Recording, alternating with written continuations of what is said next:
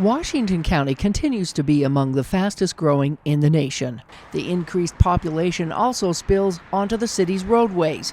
The annual Transportation Expo is a chance to inform the public about plans to improve traffic flow in the future. Many of these projects are already underway this year, like the widening of Old Highway 91 in Ivins. It's a $7 million construction project. If you include the right-of-way acquisition and the design engineering and all of the other things that go along with it, it's about a $9 million project. It starts in Ivins City at 200 East. It goes about 1.5 miles of widening and intersection improvements. The new changes on 91 include turning lanes as well as 2 new roundabouts and a bike pedestrian lane that will go all the way to Fire Lake Reservoir.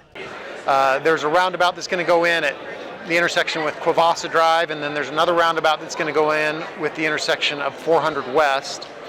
And then another huge part of the project is we're putting a separate paved path on the north side of the highway starting at 200 East. It's going to go 3 miles. The speed limit will also be reduced to 40 miles per hour in the new zone. Another road that has been under construction for about a year now is SR 17 in Tokerville. The new route turns off right after entering the city limits, bypassing the tiny community's main street. Bid package A is under construction now, which is the largest mileage portion. The bid package B has been bid out, and we have not awarded the bid because we are waiting for fundage to hit our accounts from the state. So we're thinking probably about a year to a year and a half to have it complete. Most cities have adopted master plans over the next few years in order to keep traffic moving. 4 major interchanges are planned for the main road traveling into Hurricane on SR 9. 3400 West, 3700 West, 5300 West, and 6300 West. So four new interchanges that will be built, and they're on a plan. It's like a 15-year plan, but I have a sneaking suspicion that it'll happen sooner than 15 years. Projects soon to be underway in Hurricane include a new connection and a roundabout. So right now we're constructing from SR 9 up to 600 North. So that's a big project that will be delivered in the springtime.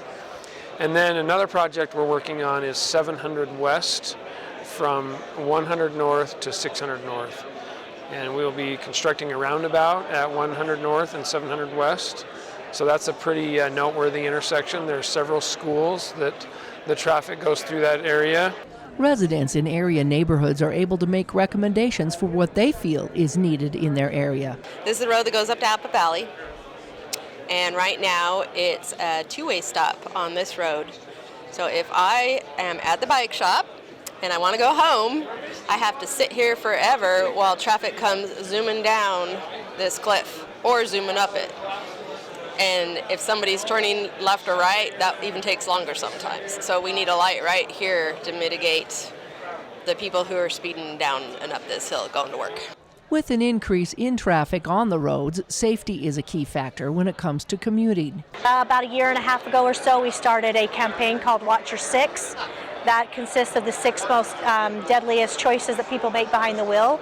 So we've been just trying to educate about that, and speed is absolutely one of the top ones that cause the most damage and injury. We hate to write tickets, but it seems like most of the community that's talked to us today has said that's the only way people want to change is if they get a citation.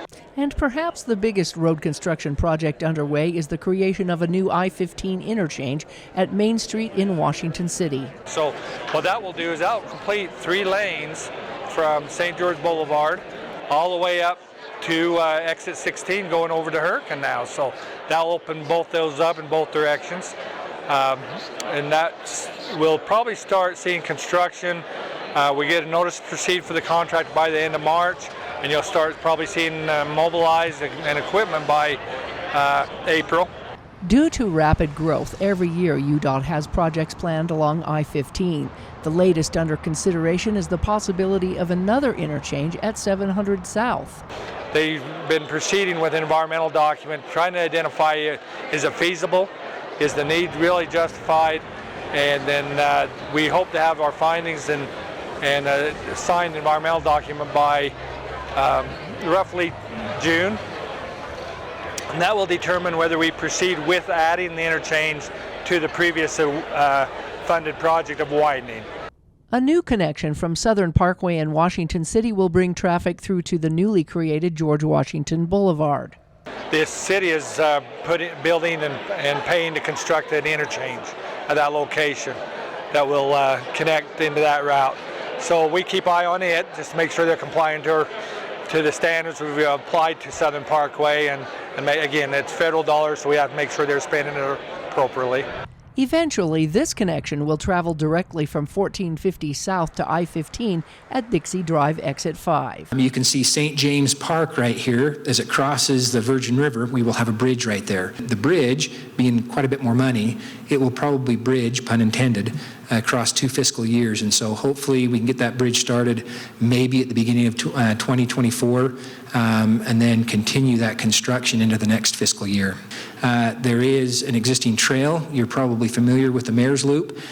We have some existing utilities in there. We will make sure that that trail is still there when the project is done. It will continue west. We've got the right-of-way secured for it. And then as this footage continues to the east, it will tie in right there by Popeyes.